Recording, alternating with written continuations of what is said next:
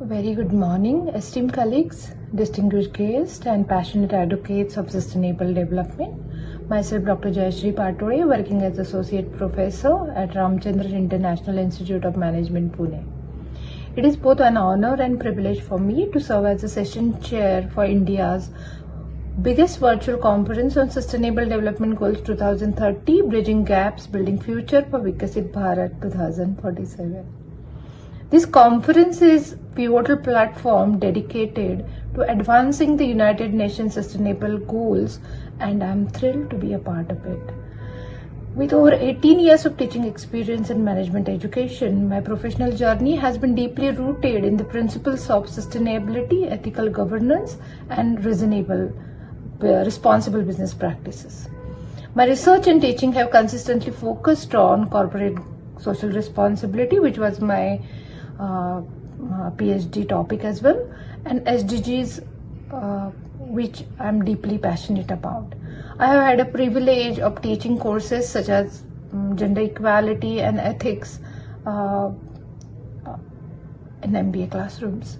Additionally, my certification in ESG, environment, social and governance, and participation in workshops on gender equality have further enriched my understanding about sustainable development goals.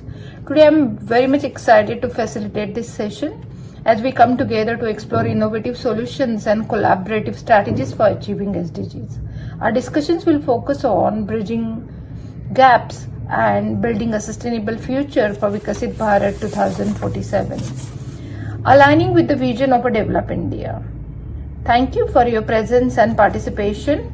Let's embark on this journey of knowledge sharing and collective action with enthusiasm and purpose, working towards a more equitable and sustainable future for all. Thank you, everyone. Namaskar, I am Yograj Sharma. It is my immense pleasure to present a paper on effectiveness on public fund allocation among tea laborers in Assam, a district level perspective. This study aims at understanding the effectiveness of public funds allocation among laborers in tea plantation sector of Assam. The study also tried to understand if any disparity exists in inter-district allocation of fund for tea plantation laborers in the study area. The secondary data covering 2001 to 19 on allocation of public funds on various schemes such as education, training, skill development, sports, welfare in general, household-based welfare and health facilities for tea plantation laborers and their physical achievement in the state was collected. The study is simple, descriptive in nature and multiple linear regression model for data analysis was done. Given the backwardness of tea plantation laborers, the state government has taken various initiatives over the year for their well-being in the state. There seems to be inter-district disparity in terms of number of beneficiaries tea laborers per garden in the state, with the number of beneficiaries per garden was bigger in district having larger concentration of laborers. Increased allocation of fund on training and skill development, sports, general welfare helped to increase the number of beneficiaries of tea laborers in the state. However, fund allocation on household-based welfare and health has been less successful in adding number of beneficiaries of tea laborers in the state. Poor allocation of funds on household-based welfare and health of tea plantation laborers in Assam can be traced responsible for such results. Hence, there is need for increased number of funds for the district having larger concentration of laborers in tea sector. There is also need for raising awareness level by the government, garden management, non-governmental organization, NGOs, and self-help group, SSGs, so that public allocation of funds can reach the unreached reserve army of laborers in tea plantation sectors of Assam. Thank you. Good morning. This is Dr. Jayashree, and I'm here to share my review on the manuscript Effectiveness in Allocation of Public Funds Among Tea Laborers in Assam, a district level perspective. Let's start with the topic selection. The focus on public fund allocation for tree plantation laborers in Assam is highly relevant, especially given the historical socio-economic challenges faced by this community. The district level perspective adds a unique dimension to the study, making it valuable contribution to regional development and labor welfare research. Moving on to the review of literature, I feel this section could be expanded. While the context is well established, incorporating more studies on public fund allocation, disparities in resource distribution, and global perspectives on labor welfare would strengthen the theoretical foundation. This would also help highlight the research gap more effectively. Regarding the research methodology, the approach of a researcher is sound.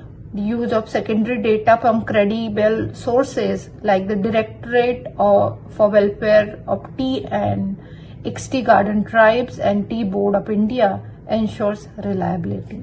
The application of descriptive statistics and multiple linear regression model is appropriate for analyzing the inter-district disparities.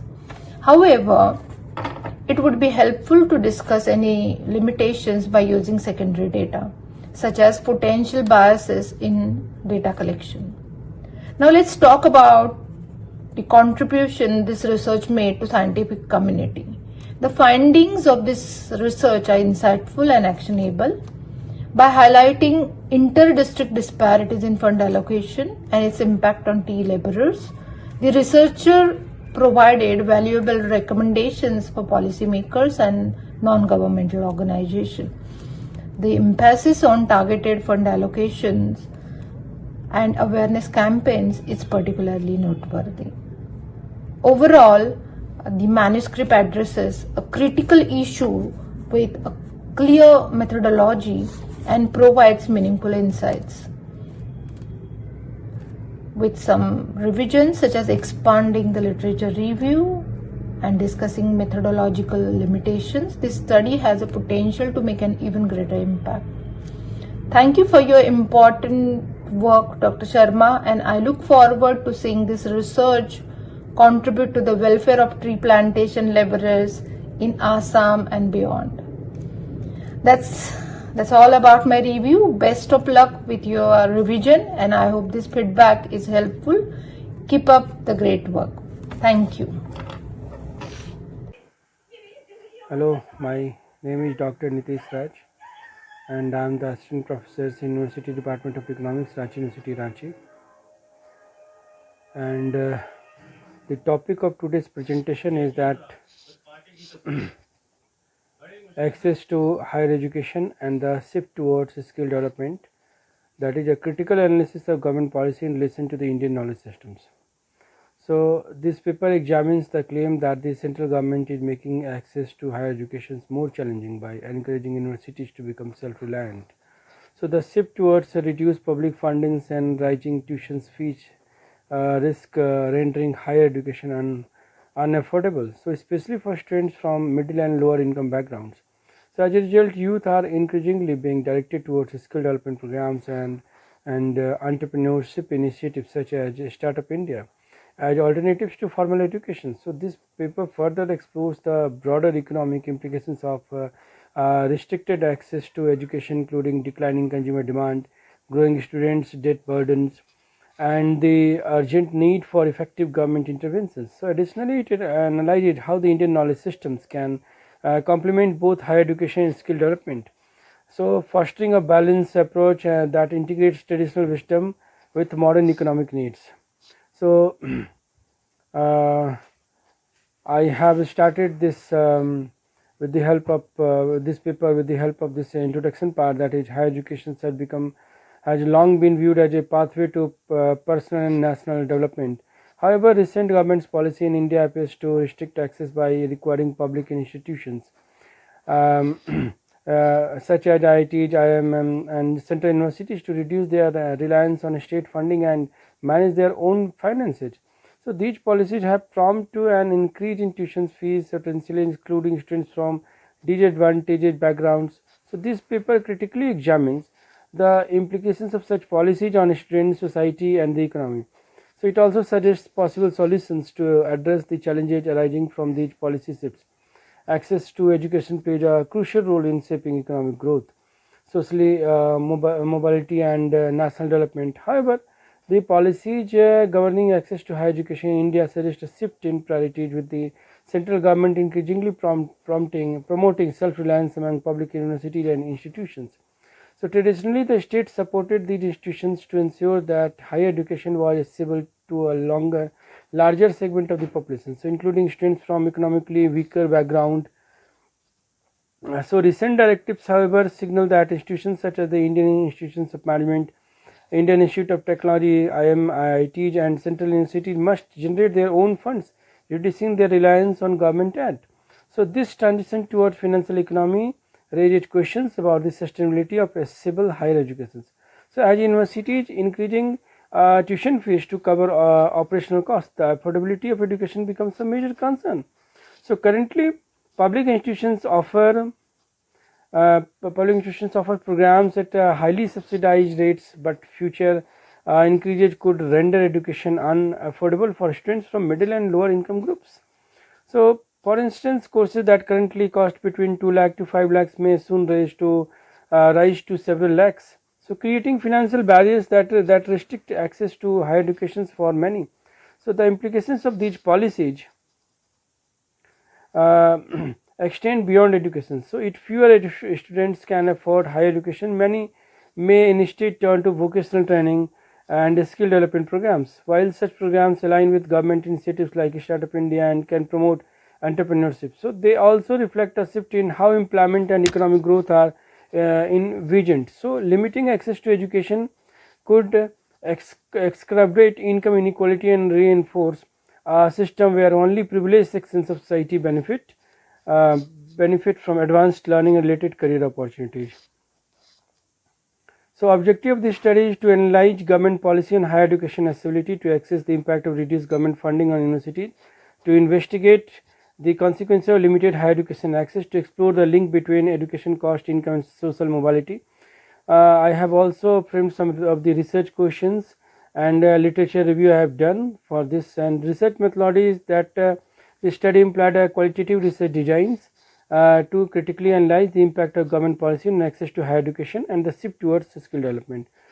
And data analysis I have done, some mathematical models I have applied over here, as well as if we are talking about the policy overviews, that is increased funding for higher education, like India's National Higher Education Mission 2017.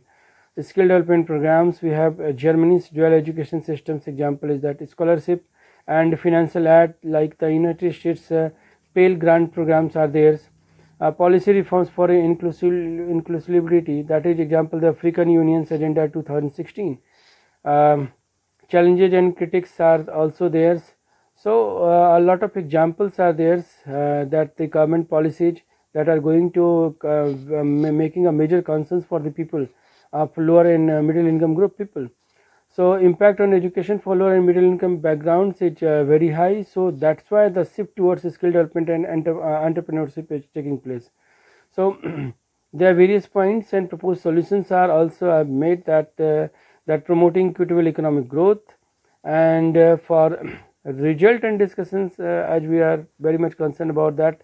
So we have the impact of key government policies on access to higher education, like National Education Policy 2020, reservation policy, skill development initiatives, and enrollment trends and access to higher education, shift towards skill development and entrepreneurship, economic consequences of limited access to education, and role of public investment and quality of education, long-term implications, policy reforms and solutions, and mathematical model like key government policies impacting access to higher education in India. So variables are government policy index, enrollment rate, financial and availability, tuition subsidy, etc. And I have also explained with the help of so many models like Hello, Dr. Nitesh Raj. This is Dr. Jayashree Patole, and I'm glad to share my reviews on the manuscript Access to Higher Education and Shift Toward Skill Development, a critical analysis of government policy in relation to Indian knowledge system.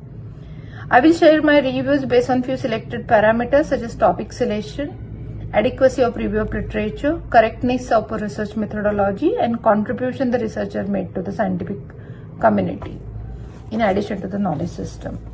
So let's start with topic selection. The topic addresses a highly relevant and timely issue, the shifting dynamics of higher education accessibility in India and the increasing emphasis on skill development and entrepreneurship. The topic is significant given the socio-economic implications of rising tuition fees, reduced public fundings, and the potential marginalization of students from middle and lower income backgrounds. The inclusion of the Indian knowledge system adds a unique dimension linking traditional wisdom with contemporary economic needs. Moving to the review of literature, which appears comprehensive, covering key aspects such as financial barriers to higher education, the rise of skill development programs, and economic consequences of restricted access.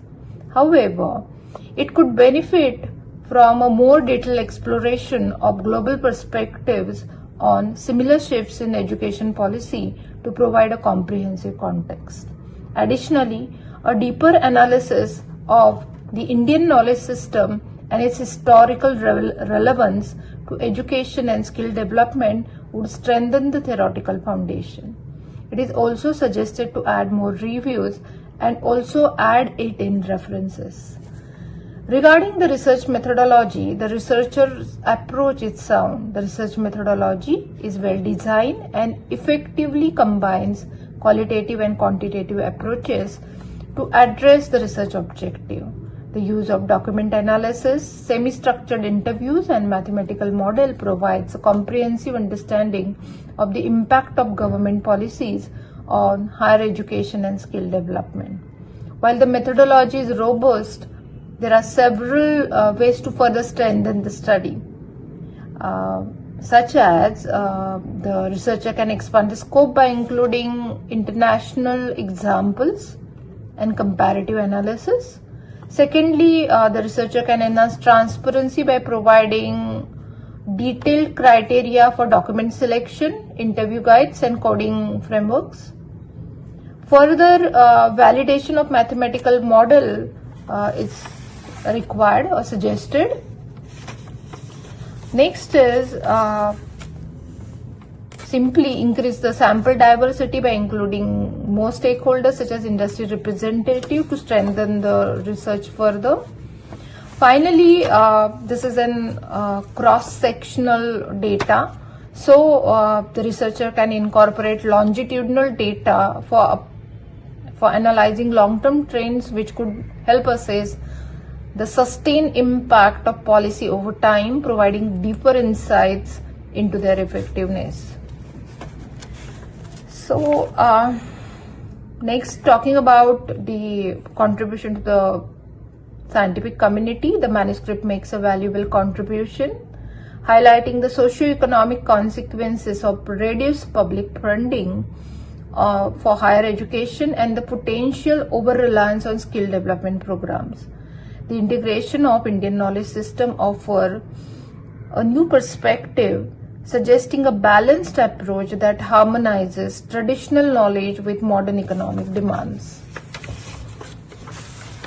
The paper focuses on policy implications, and the need for government intervention is particularly relevant for policymakers, educators, and researchers. Overall, the manuscript addresses the critical issue with significant socio-economic implications. While the literature review and methodology are adequate, further depth in global comparisons and empirical data could enhance its rigor. The inclusion of Indian knowledge system is commendable addition, offering a fresh perspective to the study. Overall, this manuscript is meaningful contribution to the discourse of higher education and skill development in India with practical implications for policy formulation. So that's all from my side. Best of luck with your revisions, and I hope this feedback is helpful. Keep up the great work. Thank you very much. Good day, esteemed researchers, speakers, and delegates. This is Dr. Mary Binu. I head the Department of Humanities at Don Bosco College, and I consider it an honor and a privilege to chair this crucial session on Sustainable Development Goals 2030. As we move towards a developed India by 2047, we must recognize that the Sustainable Development Goals are not just global aspirants, but essential stepping stones for our nation's progress. Research by SAGS in 2023 on the SDG Index highlights that India has made commendable strides in poverty reduction and renewable energy. Challenges in health, education, and inequality still continue. Similarly, the Niti Aayog report of 2023 reveals regional disparities that require targeted policy interventions. Today's discussions are therefore extremely relevant as we are going to discuss about the need of sustainable development goals and how it can be practiced in our own sectors. It looks forward through innovative policies, cross-sector collaborations, and grassroots initiatives. The road to 2047 is paved with our collective efforts in research, implementation, and a shared vision for a sustainable and an inclusive future. Let's engage in meaningful discussions and work towards actionable solutions. I wish all the best to all the participants. Humans, shaped by millions of years of evaluation, are driven by intellect, emotions, and primal instincts. While our rational minds distinguish between right and wrong, our fears and ambitions often blur these lines. Among these fears, the fear of death is paramount, leading humanity to seek immortality as a solution. However, what happens when we succeed in this pursuit? Greetings, I am Dr. Roop Kanwal, proud to hold the position of Assistant Professor at CT University in Ludhiana, Punjab. It is with great pleasure that I share this paper titled The Diabolic Undeads, Why Death is Better Than Immortality, an exploration of Harry Potter and the Philosopher's Stone and Dracula. This paper delves into the theme of immortality in two seminal works, Dracula by Bram Stoker and Harry Potter and the Philosopher's Stone by J.K. Rowling. Both texts examine how immortality, though initially alluring, proves to be destructive, undermining the very values that makes us human beings. These narratives highlight the immortality leads to alienation, stagnation, and cruelty, revealing that mortality is necessary for change, empathy, and growth. In Dracula, the titular character seeks eternal life but becomes a predator devoid of human emotion. His immortality isolates him, leaving him in a perpetual state of emptiness. Similarly, in Harry Potter, Voldemort's obsession with conquering death through Philosopher's Stone transforms him into a ruthless figure, disconnected from love and humanity. Both characters illustrate how immortality, instead of being a blessing, becomes a curse, a denial of the natural order that fosters renewal and transformation. Without mortality, there is no impetus for change. Their quests for eternal life are driven by fear and a desire for control, leading to dehumanization. The theme of immortality is explored in literature from the Fountain of Youth to Gothic tales like Dracula.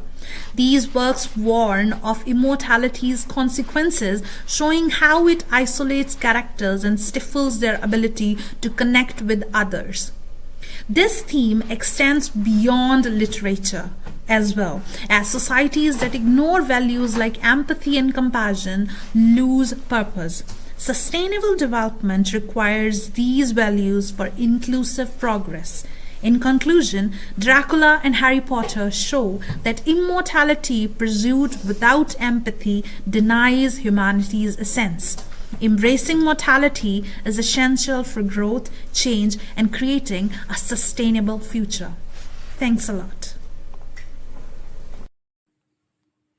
Good day, everyone. The research paper titled The Diabolic Undeaths: Why Death is Better Than Immortality, an exploration of Harry Potter and the Philosopher's Stone and Dracula, is a well-drafted paper that has been presented by Dr. Roop Kanwal. This paper offers an insightful exploration of the portrayal of immortality in the selected literature, focusing on Harry Potter and the Philosopher's Stone and Dracula. This paper effectively argues that the following of or the pursuit of immortality leads to moral and existential degeneration, using Voldemort and Dracula as key examples, both being characters who are ready to go and do anything for the sake of immortality.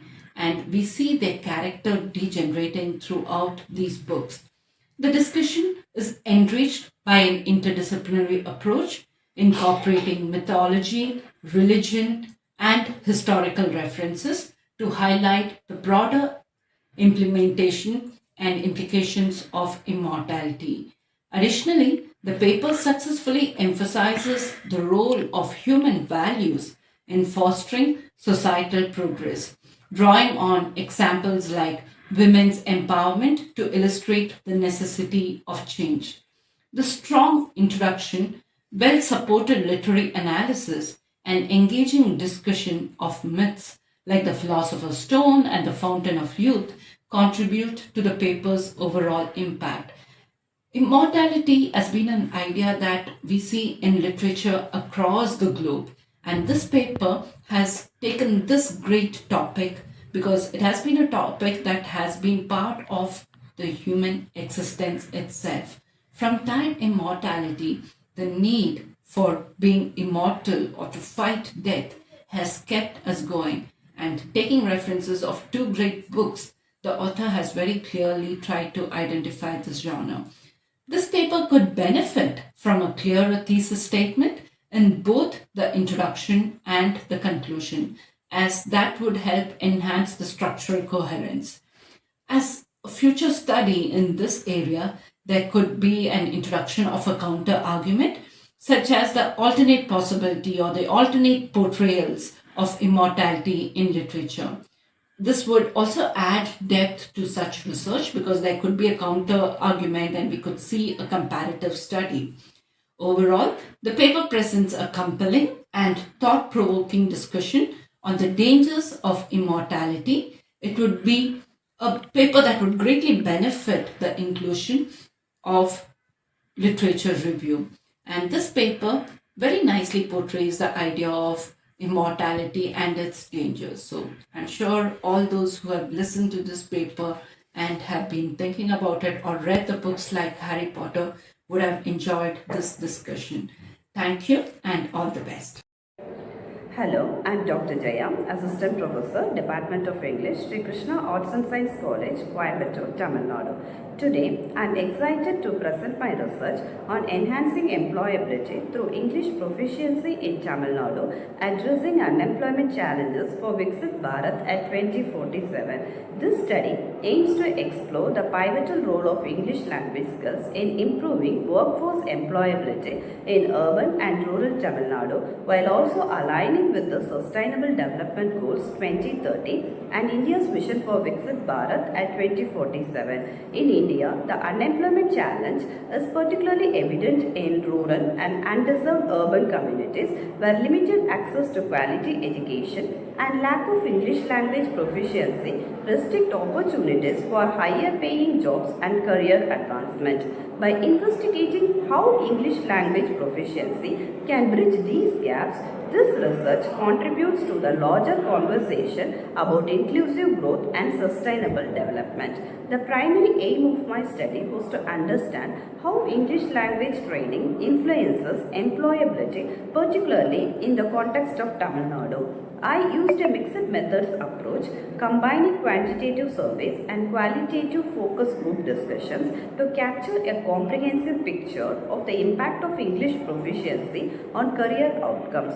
The study involved participants from both urban and rural communities, all of whom had participated in structured English language training programs. Through this approach, the study aimed to answer to two critical questions. How does English language proficiency impact an individual's employment status and income level? What barriers do individuals face in accessing English education, and how can these barriers be overcome? The results of the findings were quite revealing. First, a key finding was the significant impact of English language training on participants' employment outcomes. Those who completed the training saw substantial improvements in their job status. Many transitioned from unemployed or underemployed to full-time employment. Second, the study highlighted the positive correlation between English proficiency and higher salaries. Participants who became proficient in English were able to secure better paying positions, particularly in industries like IT, customer service and business outsourcing, where communication in English is often a requirement. Moreover, despite several barriers such as lack of resources and low motivation in some cases, focus group discussions revealed that many participants understood the importance of English language proficiency as a gateway to career advancement and thus personal and professional employment. Implications for policy. The findings points to the urgent need to integrate English language training into national skill development programs, particularly in rural and undeserved urban areas. English should no longer be seen as an optional skill but as a critical component of any vocational training curriculum. By embedding English language skills within skill development initiatives, we can enhance the marketability of individuals, equipping them with the tools needed to access better job opportunities and higher paying positions. Another important takeaway is the potential for public-private partnerships. Collaborations between the government, private companies and educational institutions can help scale up these training programs, providing more accessible and affordable English training to communities across the state. The private sector in particular can contribute by offering job placements, internships and fundings for training initiatives, ensuring that these programs are aligned with the needs of the job market. To conclude, this study reinforces the idea that English proficiency is a powerful tool in addressing unemployment and socio-economic inequality. By improving access to English training and integrating it into skill development programs, we can empower individuals, boost employability, and ultimately contribute to achieving the Sustainable Development Goals for 2030. As we work towards the vision of Viksit Bharat at 2047, fostering an inclusive and skilled workforce will be crucial in ensuring sustainable development and equitable growth. Thank you for giving this opportunity. Good day. The research paper titled Empowering the Workforce with English Proficiency, Addressing Unemployment Challenges in Tamil Nadu to Achieve SDG 2030 for Viksit Bharat at 2047 by Dr. Jaya is a commendable study that effectively highlights the critical role of English proficiency in enhancing employability and workforce readiness in Tamil Nadu. As a member from the Faculty of English, I consider this study to be extremely relevant, and the way the study has been structured with data collection is highly commendable, and this would be a paper that would be very relevant for policymakers. The study very clearly aligns the research topic with the SDG 2030 and Viksit Bharat plan for 2047. It provides a strong policy-oriented perspective.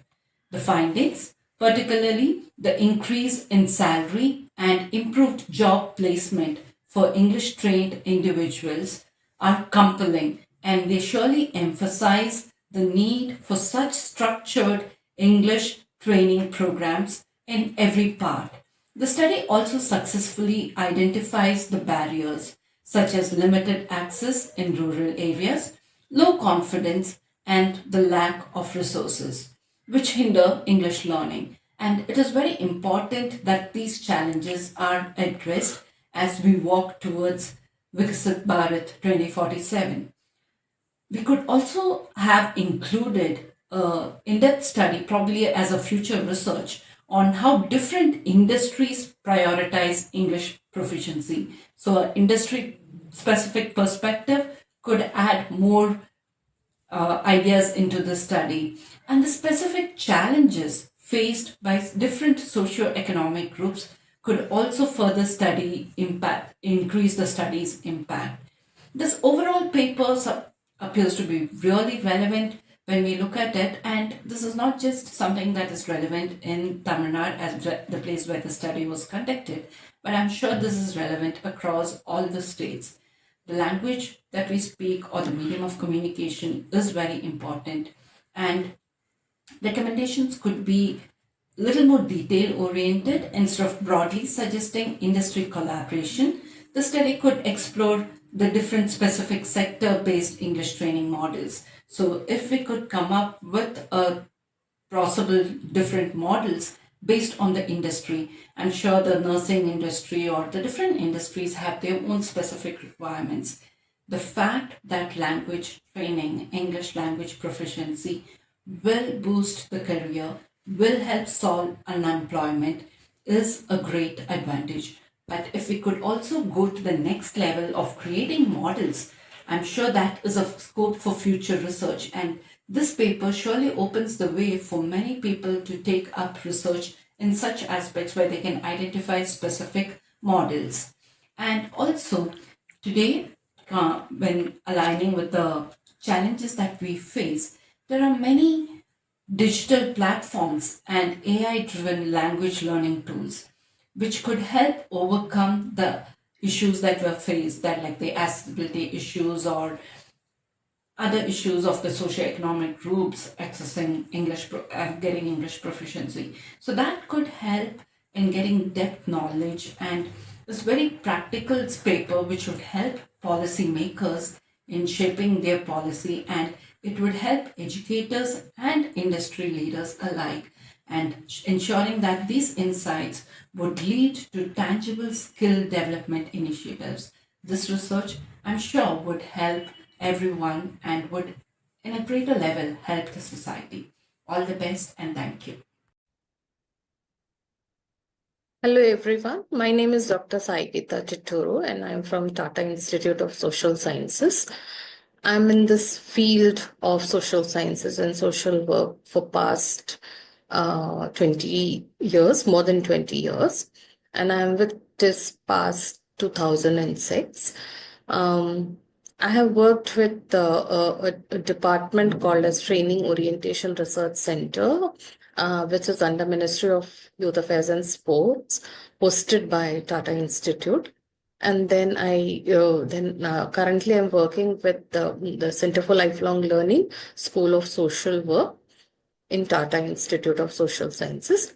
My areas of interest are largely on social issues, social work issues, adult learning, lifelong learning, training, youth issues related to youth, soft skills, participatory training methodology, life skills, etc. And I have been part of big projects.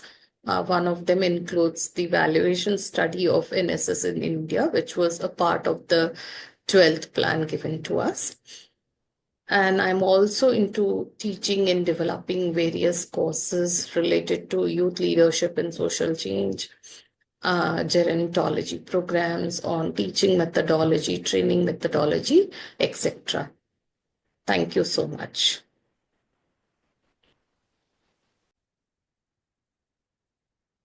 Hello everyone, I'm Anupama T. I'm a PhD Linguistics and Phonetics Research Scholar at the English and Foreign Languages University, Hyderabad. I'm presenting my paper in the conference Sustainable Development Goals 2030 Bridging Gaps, Building Futures for Viksit Bharat at 2047, organized by Vedant Knowledge System Private Limited. My research paper is entitled Uncovering Taboos, Addressing Social and Cultural Barriers to gender equality in India. Let me start my presentation by giving you a short introduction. So, taboo words are any words which are inappropriate to be used in a social setting, and Sustainable Development Goal SDG 5 aim to promote gender equality and empower all women and girls. The methodology that I have used in this research, this is a social linguistic survey conducted in Kerala. We have informants born between 1990 and 2005. These informants are divided into two groups, born between 1990 and 1999 and 2000 and to 2005. And we are considering the males and females born in these respective two groups. We have informants from who speak the Kozhikode dialect, Malappuram dialect, Thrissur dialect, and Thiruvananthapuram dialect of Malayalam. We have received a total of 52 responses, out of which 34 are females and 18 are males. Of the 52 responses we have received, 28 are from 1990s and 24 are from the 2000s. The data analysis shows one, social and cultural taboos as barriers. We have menstrual taboo, talking about anything related to menstruation is seen as taboo. Women in the 7 days of their menstruation cycle are not allowed to step out to in a social circle like that of a temple. There are taboos around female body and sexuality. These are used to objectify a female's body and make them question themselves. Female expressing social injustice and voicing feminism are mocked. LGBTQ plus individuals are sneered at. Then we have linguistic taboos. Languages reinforces stereotypes with gendered slurs targeting women, challenging social norms. Examples are terms like Vedi, which means firecracker, stigmatize outspoken women, linking them to promiscuity. Other examples include Padaka, means any female who have multiple sex relationships. And we have Machi, which means infertility, infertile female, used to indicate that infertility in females is to be looked down upon. Then we have caste-based taboos. Dalit and women from the lower caste face intersectional oppression through caste-specific slurs and societal exclusion. We have terms like Kutichi. The term is derived from the term Kutu, which means drama or play. And the suffix ichi means female or femininity. In olden days, female performers were looked upon and rumors were spread that they would engage in sex after the play with the males that they like to play with. And we have terms like Tevadichi, which has its origin from the caste Tevadiyal, where Tevar means god and Adiyal means slave, which means the god's slave. They were originally a community consisting of both females and males, selected to be God's slave, giving them respect and respect equal to the priest in the temple. As time went by, the slaves became females doing services to God as a slave or servant, thus becoming the term Tevidichi, denoting the females or femininity. As time progressed, slaves of God became sex slaves of the influential and powerful people of the area.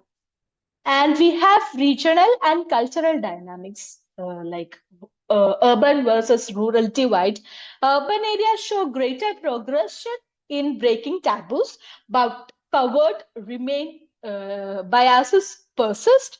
Rural areas remain entrenched in practices like restricting women's mobility and denying property rights. There is a huge role for the media in this. Older films perpetuated stereotypes through misogynistic dialogues and mass hero culture. Recent films in Malayalam, like The Great Indian Kitchen, Churuli, critique patriarchal norms, challenge taboos. The opportunities and solutions that can be provided are policy and legal frameworks, strengthened enforcement of existing laws, introduction of penalties for discriminatory language and practices linked to taboos, educational initiatives including introduction of school menstrual hygiene programs to combat stigma, development of gender-sensitive curricula addressing cultural taboos and stereotypes, grassroots engagements with by encouraging community discussions to normalize taboos, topics like menstruation and sexuality, media advocacy, promote films and campaigns addressing taboos, use digital platform to create awareness about gender and caste bias. Intersectional approaches address the unique challenges faced by the Dalit women, LGBTQ plus individuals, and other marginalized groups. To conclude, taboos around menstruation, sexuality, and caste significantly hinder progress towards Sustainable Development Goal 5. I conclude my research paper presentation. I thank Vedant Knowledge System Private Limited for giving me this opportunity to present my paper. And thanks to you all for hearing my research. Have a good day.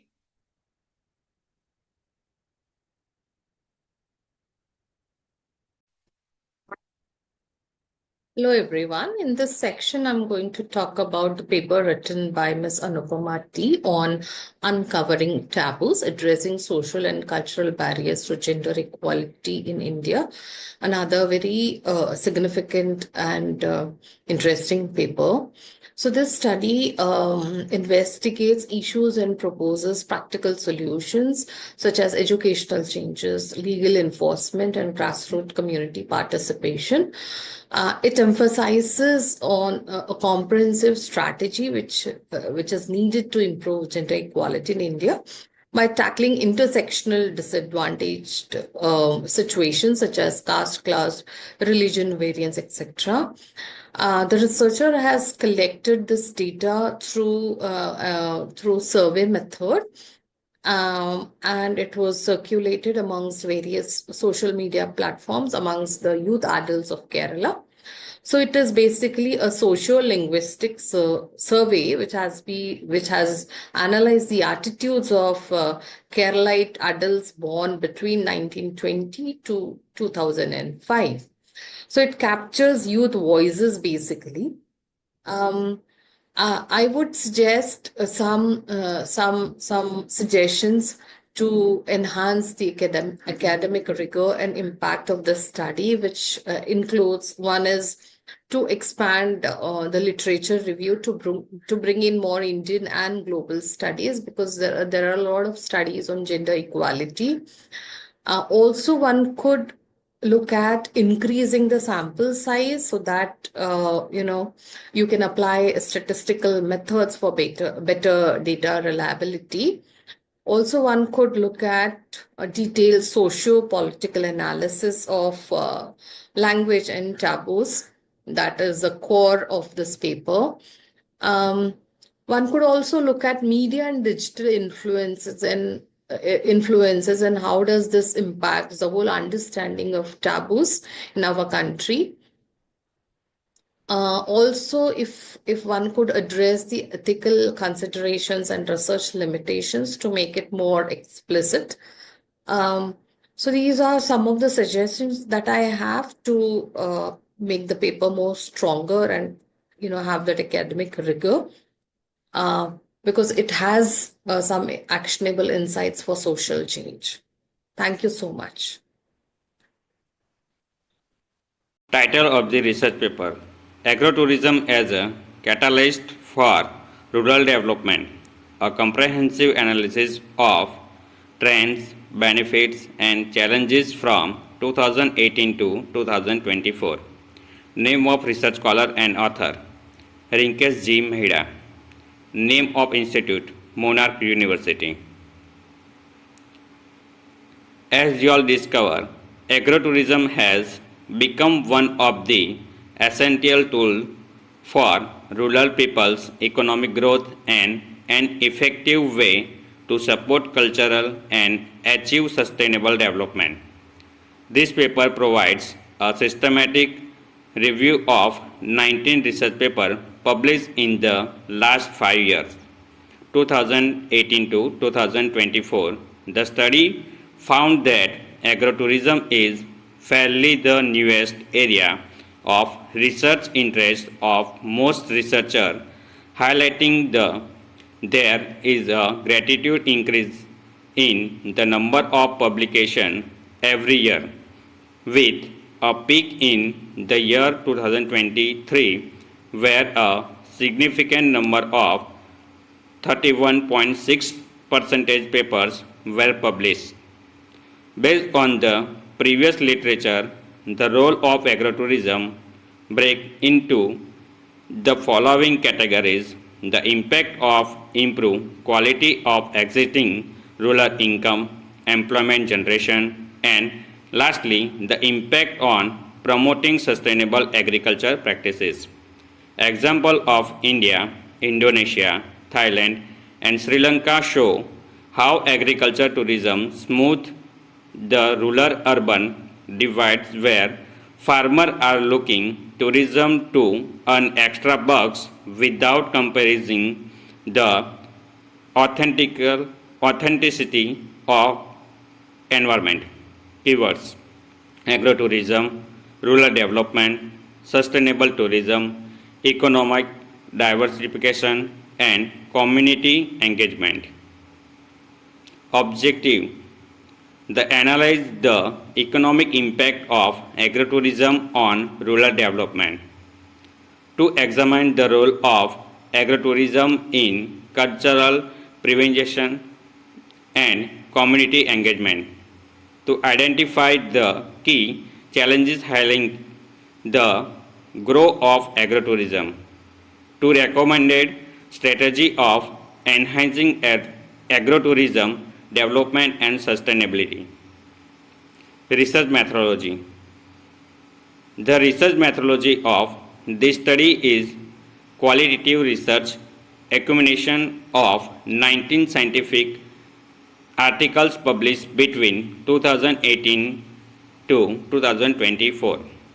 Documents were collected from Scopus, SSRN, ResearchGate, Web of Science, and government reports and journal articles. This paper also highlighted important trends, benefits, and challenges for agrotourism through thematical analysis. The identify of successful practices and the challenges to Asian countries, namely India and Indonesia, were compared with Thailand. The approach helped to cover a considerable amount of methods and varieties of approaches and sources, economic, cultural, and environmental aspect of agrotourism business for their policy implication and strategies in rural development. Thank you.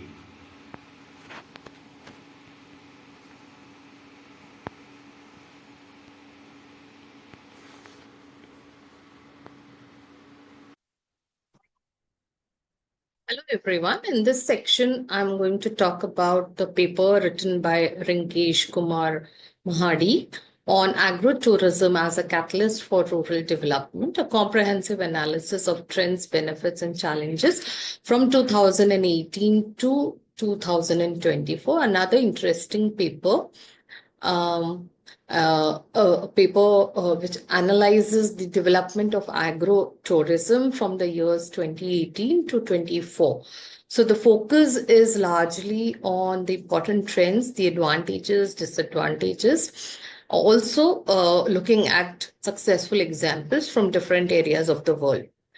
So the researcher has used a qualitative research methodology and has accumulated or looked at the trends and patterns of around 19 scientific articles published in international journals between 2018 to 2019 to 2024.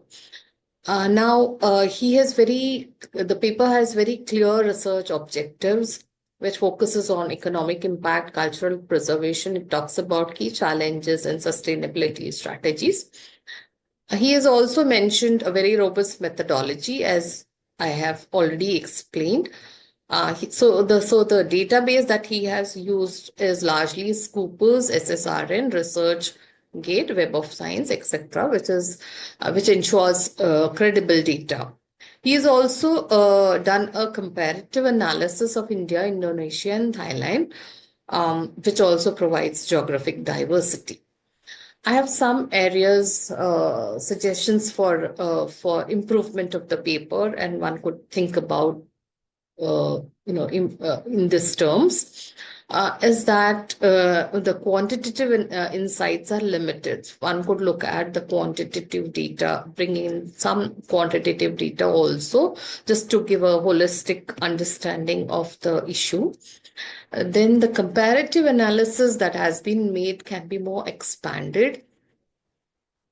Maybe a SWOT analysis could be done to compare the countries, and that would enhance the findings. The paper discusses about different stakeholders like farmers, policymakers, tourists, but there's no direct insights from them. It will be useful to have stakeholder perspectives into the paper. Also, the policy recommendations could be a little specific in terms of the best practices or what exactly concrete policy measures need to be taken in terms of agro-tourism destinations. Also, the graphs and charts are very informative, but also if one could, write about the trends that you see, so that that you see in the graph and the table, so that could add value to the paper. Thank you so much.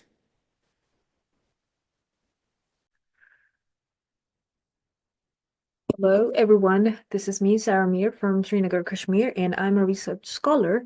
And I'm honored to be a part of India's biggest virtual conference that is seamlessly organized by Vedant Knowledge Systems.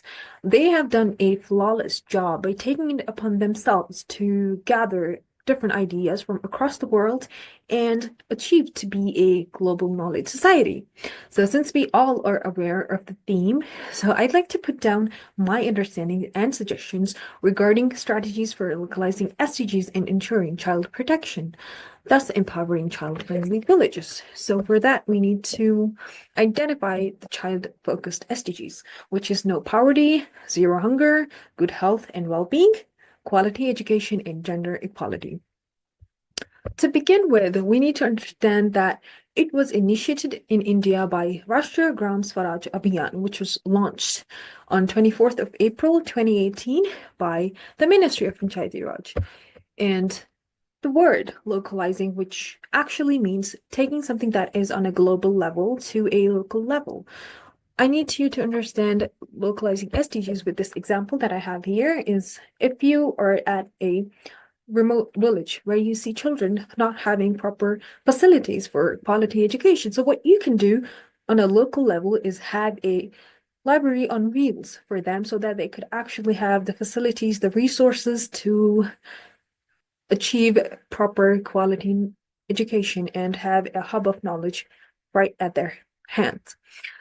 So I did a review paper on this exact topic. So the first thing that I had to, highlight was child protection, which is a universal concern and a permanent challenge in the field of child and adolescent mental health. So what I found in my reviews was that, SDGs and localizing SDGs helps in exploring child's protection, the historical shift to public health concern, and it traces key events in child protection evolution. It also emphasizes on the ongoing efforts and global collaboration to prevent child abuse and advocates increased for increased funding for studies in prevention and interventions, and also stresses importance of ongoing surveillance and effective strategies. And it also guides current procedures and promotes creativity in addressing child abuse. So one of the strategies that I came across was localizing SDGs through local governance, which helps in balancing capacity building and policy coordination, and it encourages stakeholder involvement in SDG ownership, and it also boosts overall SDGs implementation and intervention at local levels, and provides consistent support that improves use of localized SDG data. And also, one of the things that is provided through local governance is voluntary local reviews that accelerate localized SDGs effort by aligning priorities. The second strategy that I thought is really important is children's rights approach, because it actually advocates for the children's rights in SDGs, and it indulges in citing a sense of urgency in the stakeholders and the government, and it also emphasizes on the Convention for the Rights of Child framework, and prioritizes vulnerable children like street children, juvenile, and also other children who are vulnerable in this case. It also stresses addressing disparities and encourages child participation, and it boosts overall SDGs implementation and intervention at local levels. The third and the final, because there was a lot of strategies that I had combined and formed through my paper, but just a 3-minute presentation could not suffice. So I had to choose just the 3 of them. So another one, the last one that I have here, is Child Gauge, that was launched in 2017, which proposes an ambitious agenda for children's development through SDGs, because it examines how SDGs support children's well-being, highlights the roles of various stakeholders in children's well-being, and it also shows how SDGs relate to child health and advocate for holistic strategies. It also identifies survive, thrive, and transform goals with specific metrics. And it also emphasizes SDGs' role in promoting children's rights, and emphasizes child-centered indicators and monitoring systems for SDGs. Also stresses importance for data-driven and inclusive approaches, and highlights the need for monitoring to ensure children's progress in SDGs. So one thing that we can understand is to have policy coordination across government levels and encourage capacity building and data utilization that we get through VLRs. These are the best practices as seen, such as they provide you. It's actually a process that the regional government and the local government do it combined, and get the data of the whole progress of SDGs implementation and the agenda of 2030, and also have child-focused approaches and community participation.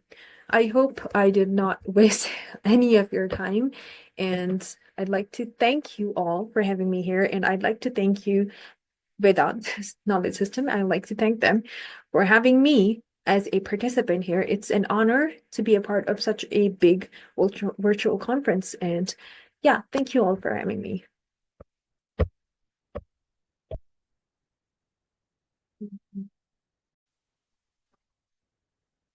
Hello, everyone. In this video presentation, I'm going to talk about the paper on empowering child-friendly villages, strategies for localizing SDGs and ensuring child protection by Sara Aijaz. So the researcher here in this paper has talked about child-friendly ecosystem by localizing SDG and also about child protection, and it's an interesting topic. She has also provided a very comprehensive literature review of various studies, reports, case studies, giving a well-rounded perspective on SDG localization and child protection. She's also brought in insights from global frameworks like that of the UNDP, UNICEF, and things like that. However, I have some suggestions to make so that she can strengthen her paper. Maybe some sections and some studies have some repeat or similar ideas which could be looked at. So it could be a consolidated overarching themes. Some analysis of policy gaps and challenges will beautify the paper.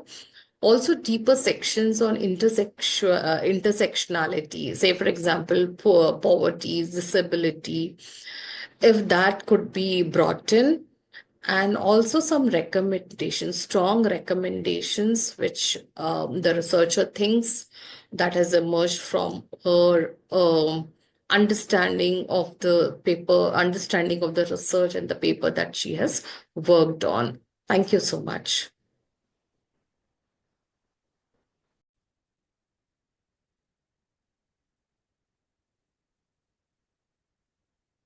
Hello, everyone. I've written a paper on the topic is amalgamation of sustainable tourism development with Industry 5.0, where I'm trying to explore how the Industry 5.0 technologies can transform tourism into a more sustainable, inclusive, and eco-conscious industry. So for this thing, the key concepts would be Industry 5.0, which is a human-centric innovation approach, emphasizing sustainability through technologies like AI, IoT, blockchain, robotics, and virtual reality or augmented reality. Apart from that, sustainable tourism will also be there, which balances economic, social, and environmental dimensions to minimize harmful impacts while maximizing the long-term benefits. So how the technology is contributing for this thing. So let's take the examples, which is first is artificial intelligence or AI and IoT, which is Internet of Technology. So the first one is it optimizes resource allocation like water, energy, and monitors ecosystems in real time. So for example, smart resorts are using IoT-enabled sensors to manage their energy consumption, which is a good practice, or we can say which is a helpful practice for the resorts where they are located. Second one would be blockchain. So it ensures ethical supply chains and transparent sourcing of local goods, which is a very basic and a very necessary step for all the resorts or the hotels which are there. Say, for example, blockchain, which is used by Sikkim Tourism, tracks eco-friendly products. So this helps them maintaining the eco-friendliness and apart from that, affecting the environment.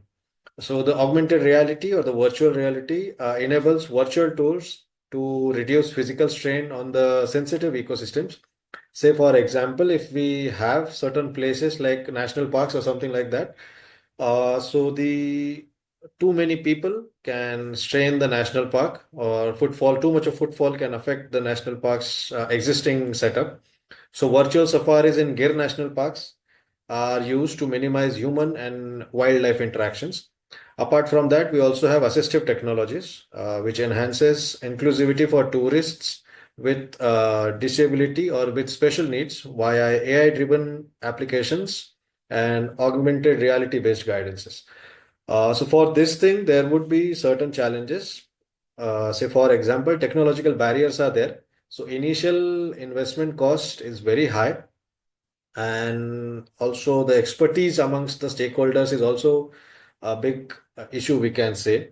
Apart from that, the connectivity is another aspect which can be an technological barrier in rural or very remote areas where the places are located.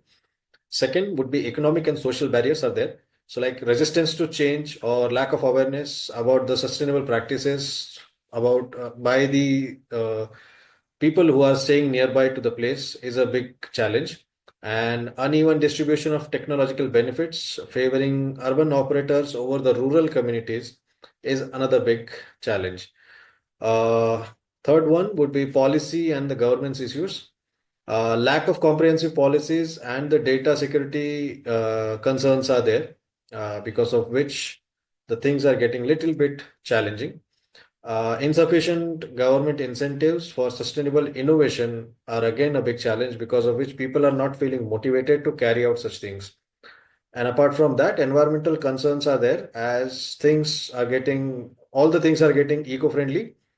So increased energy consumption and waste management or e-waste management becomes a challenge. So if there are challenges, there are potentials or the benefits for this particular part. So environmental impact for this thing, the real-time data analytics can be used to reduce waste and energy usage. Preservation of biodiversity through controlled activities or tourism activities can again be carried out. Inclusivity and accessibility is there. Improved travel experiences for people with disabilities through augmented reality and artificial intelligence can be a solution. Equitable growth opportunities for local communities are there. They can reach out to maximum number of people without much more investment. Next would be the enhanced visitor experiences there. So hyper-personalized itineraries and sustainable travel options can be made, and immersive virtual experiences can be fostered for responsible tourism. So in conclusion, combining 5.0 industry and sustainable tourism, it offers a transformative opportunity to address environmental, social, and economic challenges in tourism. By leveraging human-centric technology, the industry can achieve a balanced approach that fosters cultural preservation, environmental conservation, and social equity. A collaborative effort among governments, local communities, industry stakeholders is critical to overcome these barriers, ensuring a successful integration of these advancements.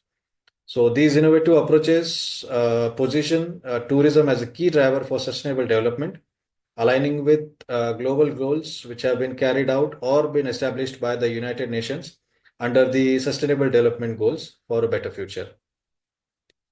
Thank you. Hi, everyone. In this video, I'm going to talk about the paper on amalgamation of sustainable tourism development with Industry 5.0, written by Mr. Tanmay Pradeep Kulkarni. So the ultimate goal of the paper, of what he has written, is an integration which has the potential, integration of 5.0, which has the potential to enhance the social and economic value of the tourism industry, while at the same time reducing the ecological footprints and ensuring that it evolves into a more responsible, resilient, and human-centered sector for the future. So it dwells into the method of the implementation of Industry 5.0 technologies as tools for implementing and bringing good change within the tourism hospitality industry, keeping a sustainable tourism into or as the central core. So this paper effectively highlights the environmental challenges in the hospitality and tourism industries, and also the urgent need for sustainable practices. And the whole discussion on Industry 5.0 is very timely and relevant. Also, given or keeping in mind the increasing push for sustainability in all industries. So while these are the very good and positive aspects of the paper, I would suggest more in terms of bringing in in-depth analysis or insights of the explanations or of the themes that have been brought into this paper. The subtopics that are mentioned in the paper can be more broadened or widened. It can be strengthened by bringing in more literature review. And also the literature review that is presented could be rationalized, or the gaps and trends can be mentioned or written or thought about of the literature review. Also, proper research methodology as to how one has arrived at this whole paper. I think with these suggestions, one can improve the paper. Thank you so much. Greetings. I am Vibhoo Bajpai, visiting faculty and doctoral candidate at Amity University Noida campus. I'm presenting my paper, Public policy as a nudger of cultural sustainability amidst rapid urbanization, a case of Delhi NCR for the conference Sustainable Development Goals 2030, Bridging Gaps, Building Futures for Viksit Bharat 2047. I'd like to begin my presentation by the quote of famous former Secretary General of United Nations, Mr. Ban Ki-moon, who said that urbanization is an unstoppable force, but we must ensure that it is inclusive and sustainable. United Nations in 2018 defined urbanization as the increasing proportion of a country's population living in urban areas due to migration, natural population growth in cities, and the reclassification of rural settlements into urban ones. Recent trends in urbanization, according to United Nations, as of 2025, more than 57% of the global population lives in the urban areas, and this number is expected to rise to around 68% by 2015. On the other side of the presentation of the slide, you can see that there is a comparative data of the Delhi NCR population, which shows recent growth in the urban population, which is dramatic and drastic. This growth of Delhi NCR has been shaped by various factors, including strategic location, administrative significance, and economic opportunities, which has drawn millions of migrants across the country. The impact of this rapid urbanization on culture is exponential. This has led to displacement of indigenous communities, loss of traditional spaces, and diluted local cultural practices. The vernacular architecture that once characterized the cityscape has now been replaced by modern high-rises, while festivals and traditional crafts increasingly face commercialization and diminishing participation. These trends highlight a growing disconnect between urban development and cultural preservation. Cultural sustainability can be referred to as the preservation and promotion of a society's unique cultural heritage, traditions, and practices, ensuring their continued relevance and vibrancy within the ever-evolving landscape of modern society. As a subset of a broader discourse on sustainable development, cultural sustainability focuses on preserving and promoting cultural heritage while accommodating modernity. It closely aligns with the Sustainable Development Goal 11 of United Nations, which emphasizes on creating cities or urban spaces as inclusive, safe, resilient, and sustainable. The impact of urbanization on culture can be summed up into the following points. A. Urbanization or urban expansion often requires land acquisition, displacing traditional communities. Secondly, demolition of heritage structures to make way for modern buildings often causes harm to architecture. Now, migration to Delhi NCR often introduces diverse cultural influences, but it also leads to homogenization of cultural practices. Fourthly, commercialization of cultural festivals and traditions reduces their authenticity and purpose. Fifth, urban planning of metropolitans like Mumbai and Delhi NCR often prioritizes infrastructure over cultural preservation. Sixth, environmental challenges such as pollution and resource depletion can be worsened by urbanization, which invariably affects the cultural sites. Urbanization reshapes social structures, impacting how cultural practices are sustained. The role of public policy and its connection with cultural sustainability. The impact of urbanization on public policy is complex and multifaceted, and the policymakers are under tremendous pressure to develop targeted policies which address the needs of these urban populations. Now, there have been certain initiatives and efforts on the part of the government, be it at central or state level, to maintain cultural sustainability in India. And in this next segment of presentation, I would bring out the analysis of these initiatives at central level, state or local level, by corporates or non-government organizations. The analysis of these functional initiatives. First of all, the central government initiatives, they are focused on large-scale preservation and integration of cultural heritage across India, since they're launched at pan-India level. Secondly, they are focused on conserving both tangible, which includes monuments and architectures, and intangible, like festivals and traditional cultural heritage. But at the same time, they also face certain shortcomings, which include their applicability to limited urban regions, since they lack direct mechanisms for addressing the unique cultural dynamics of urban areas. Secondly, bureaucratic hurdles and resource constraints can often lead to delays in implementation of these policies. Thirdly, these initiatives often rely heavily on private partnerships, which may not always align with community needs. Fourth, the approach in this case of cultural preservation is generalized one, which often fails to look at the micro or hyper-localized cultural issues. Analysis of the state government initiatives. These are Delhi specific, and they emphasize on preserving local heritage sites. They are focused on organizing cultural events. They are also concerned with integration of culture into urban policies, but they do have their own drawbacks, which include over commercialization of the events. For example, Phool Walon Ki Sair is often criticized for engaging or prioritizing tourists over genuine cultural representation. Secondly, cultural initiatives often focus on prominent areas and neglect the peripheral regions. For example, they're more focused towards Red Fort or Chandni Chowk, or the areas that are more popular in Delhi NCR. Third, the approach of implementation is top-down, which often fails to engage the local communities, leading to disconnect between policies and grassroots needs. Fourth, programs like Kala Sanskriti Vikas Yojana struggle with inadequate budgets, which often leads to funding constraints and limiting their scope and effectiveness. Now, non-government and corporate initiatives.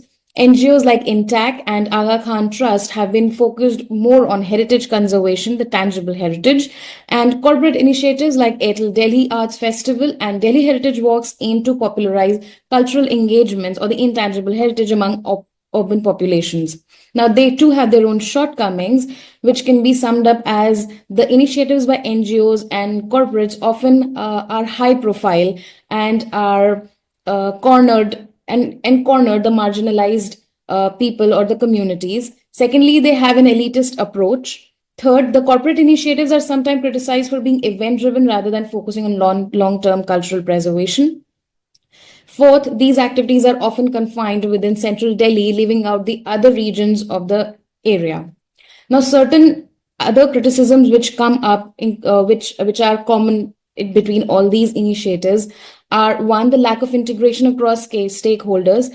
There is an absence of coordinated efforts between central, state, and non-government stakeholders.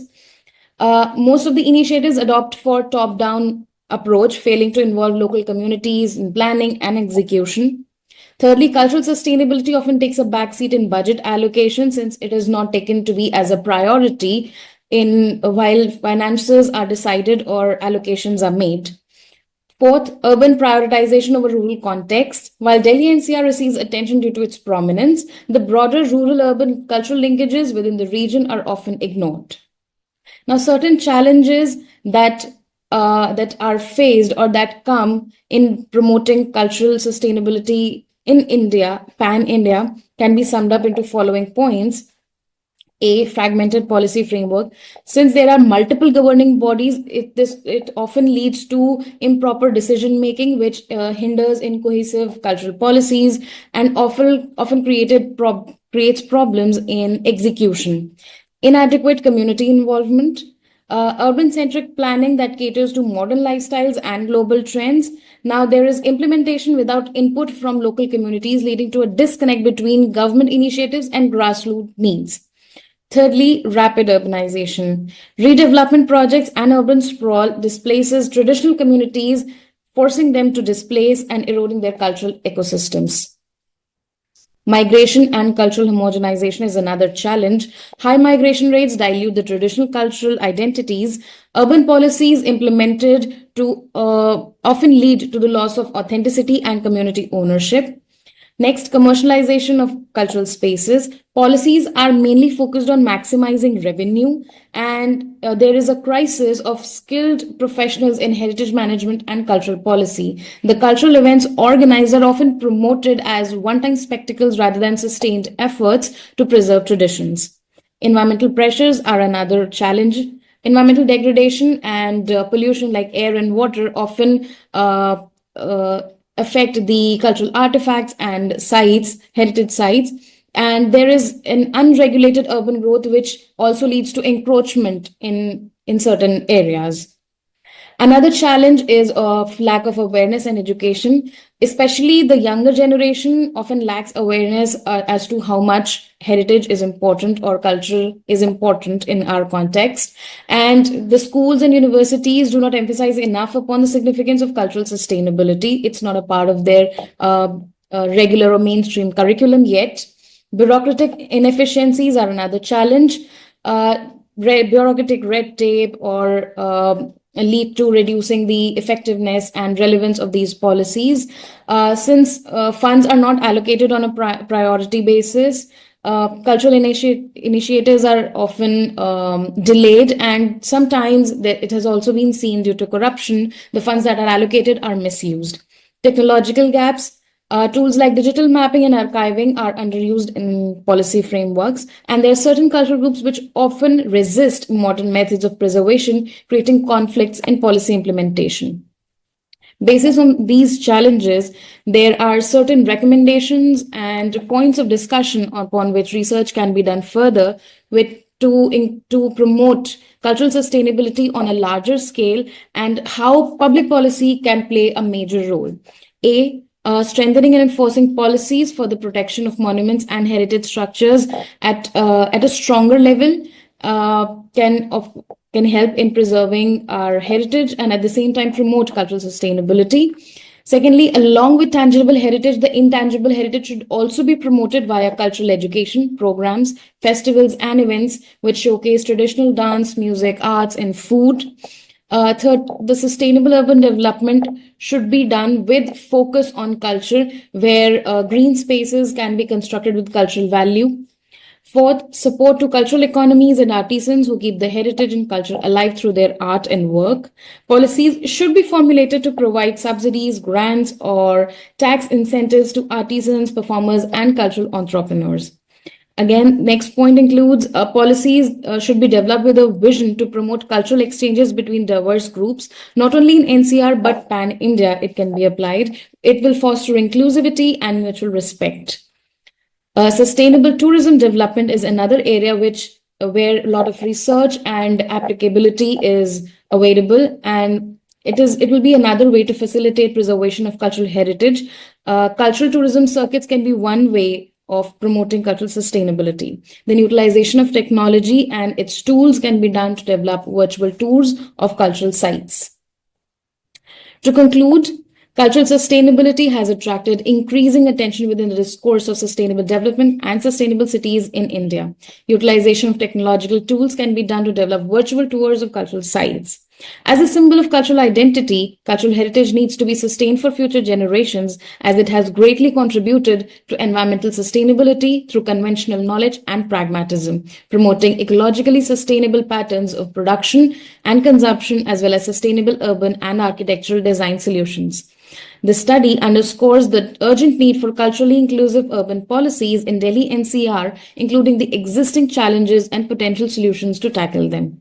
By prioritizing cultural sustainability, policymakers can ensure that urban growth does not come at the cost of cultural heritage. The findings call for collaborative efforts between government bodies, cultural organizations, and local communities to create resilient urban spaces that celebrate and preserve their rich cultural tapestry.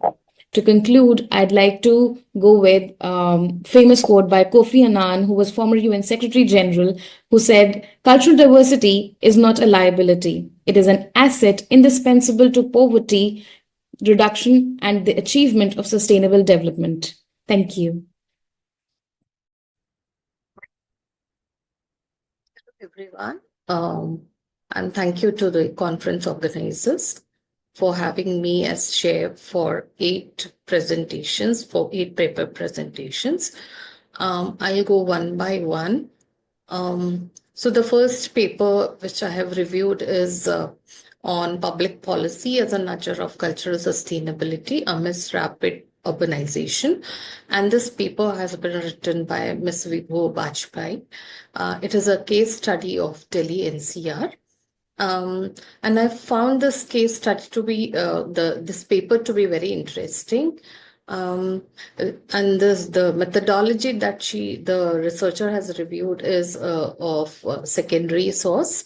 So it's a secondary research data which provides a comprehensive analysis of the intersection between urbanization and cultural sustainability, especially of Delhi NCR. So it kind of gives a very balanced perspectives.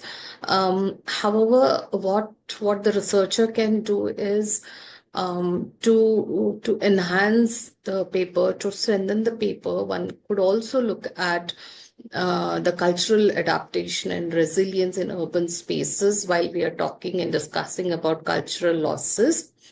Another suggestion that I would give is to bring in additional quantitative data or case studies or some good practices which could strengthen your argument. The third thing I would suggest the researcher is to draw a connection between cultural sustainability and Viksit Bharat. So I think these are the 3 suggestions for me to improve the paper. But otherwise, the paper has been well conceptualized and well written. Thank you so much.